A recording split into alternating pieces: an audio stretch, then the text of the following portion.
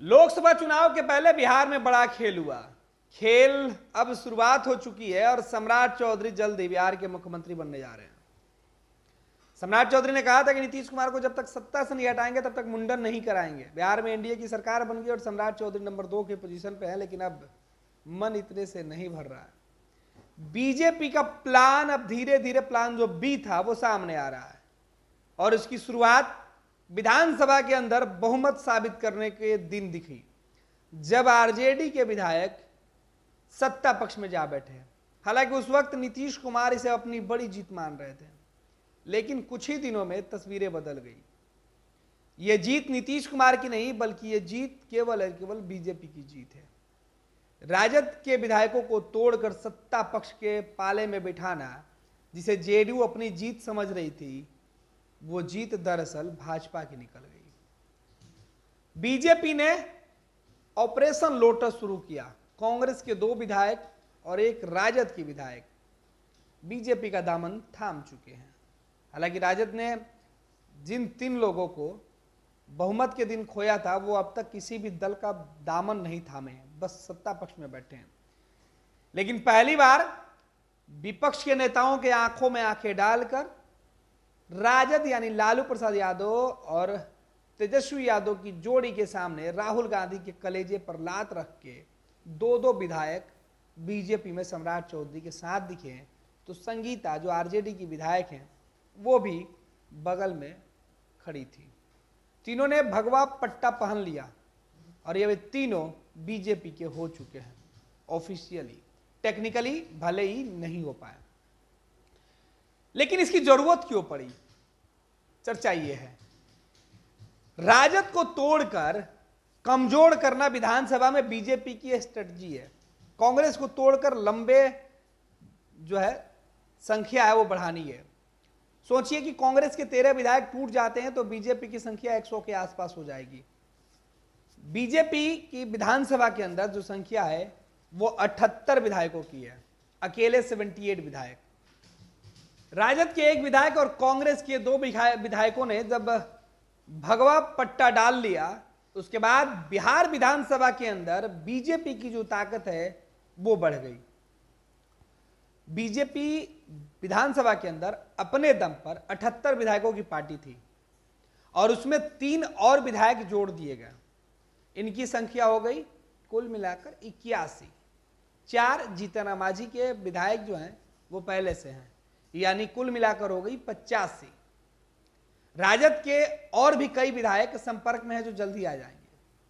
कांग्रेस के 13 विधायक और तोड़ने हैं, उसके बाद 13 वो जोड़ दिए जाएंगे तो विधानसभा के अंदर बीजेपी की जो कैपेसिटी है वो हो जाएगी 100 के आसपास। विधानसभा में 100 की संख्या और 122 पर बहुमत। कुछ विधायक राजद से और तोड़े जाएंगे, संख्या हो जाएगा 110। लेकिन नीतीश कुमार बगल में बैठकर यह तमाशा देख रहे हैं, उनके लिए राहें आसान होने वाली नहीं है, क्योंकि अगला नंबर नीतीश कुमार की पार्टी के विधायकों को तोड़ने का है और जेडीयू को तोड़कर यह संख्या हो जाएगी 120 और 122।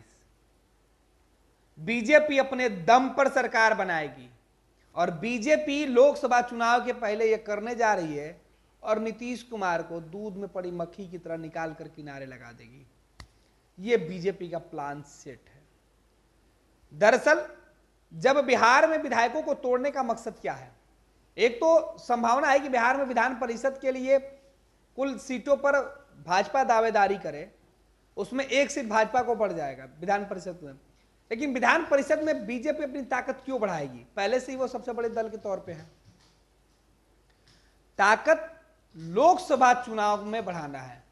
बिहार में बीजेपी की सरकार बनने के साथ ही बिहार में लोकसभा का चुनाव होगा और ये जो पूरा ऑपरेशन है वो बहुत स्पीड में चल रहा है।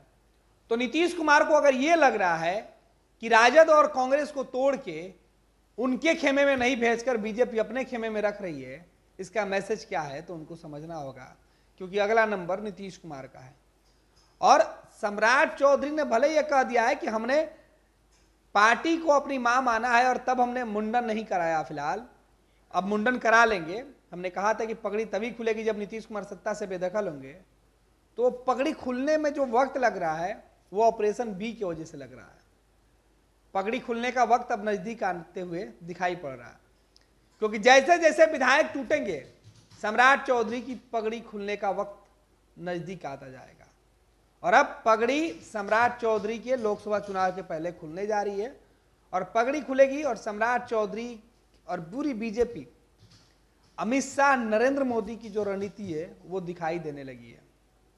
बिहार में बीजेपी की कमान भले सम्राट चौधरी संभाल रहे हो, लेकिन बिहार में अमित शाह, नरेंद्र मोदी की जो टीम है वो काम कर रही है। तो नरेंद्र मोदी और अमित शाह की पूरी टीम बिहार में एक्टिव है। सारण में एक बैठक हुई थी गुपचुप तरीके से, वो बीजेपी की अंदरूनी बैठक थी, लेकिन उस बैठक में बिहार के प्रदेश अध्यक्ष और दोनों डिप्टी सीएम पहुंचे और दोनों के कामकाज का हिसाब किया गया। सम्राट के पलड़े पर विजय सिन्हा भारी पड़ते दिखे हैं। अमित शाह ने सीधे तौर पे कई फरमान दिया और ऑपरेशन की शुरुआत कर दी। उन्होंने मैसेज दे दिया कि आगे किस तरीके से काम करना है और विधायकों के साथ संख्या कैसे बढ़ानी है। बीजेपी अपने दम पे आने वाले वक्त में विधानसभा के अंदर अपनी सरकार बनाकर बहुमत साबित करेगी और नीतीश देखते रह जाएंगे। नीतीश अब चाह कर भी इंडिया गठबंधन में भी जाकर कुछ नहीं बिगाड़ पाएंगे। हालात कुछ ऐसे बनाने की कोशिश हो रही है। तो जिस तरीके से बीजेपी का प्लान बी शुरू हो गया है वो बता रहा है कि जल्द ही बिहार में बीजेपी की अपनी ताकत की सरकार दिखाई पड़ेगी।